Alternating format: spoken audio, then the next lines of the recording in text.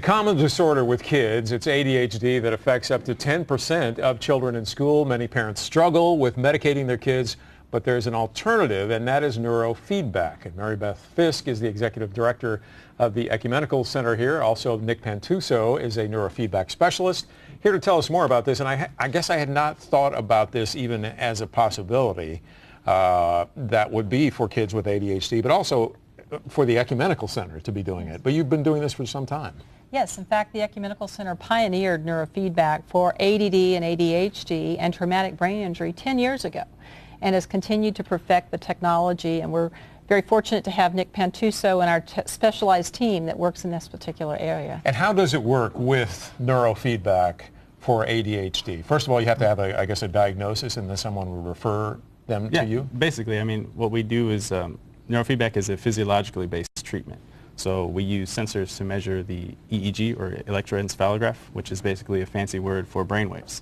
So based on the readings that we get from the EEG, we can provide live feedback through a computer system, and we can basically teach the brain how to change itself. So your average kid, say a teenager comes in.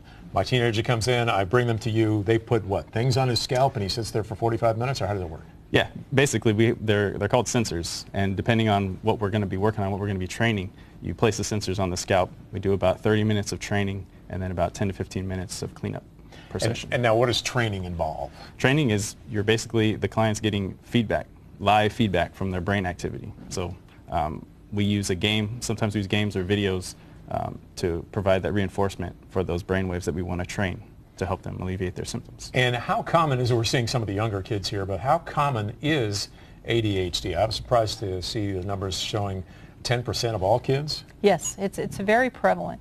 Neurofeedback is also an application for ADHD and actually PTSD, trauma, as well as migraines and other areas like autism. We have clients that are coming to us with those types of concerns, and neurofeedback is a very good therapy for that. And now there have been a lot of advances as well in terms of what's going on with neurofeedback over the last 10, 20 years when we first heard about the brain waves themselves and electroencephalographs. What's different now than it was 10, 20 years ago? Basically, the technology has gotten better. You know, with computers getting faster and better, it's making it a little bit cheaper to do it. So the equipment to get started and to actually do the training, it's faster, it's more efficient, and it's cheaper.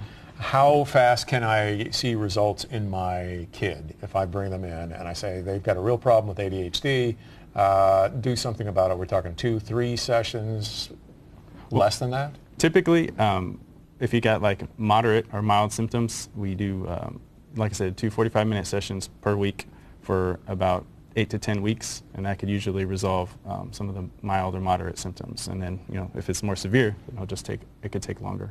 Now, do you work with medication that you basically want to wean them off the medication? Is that what the goal is? It depends on the situation. Some parents come into the office, you know, they're either actively avoiding medications or they're trying to decrease them or discontinue them altogether.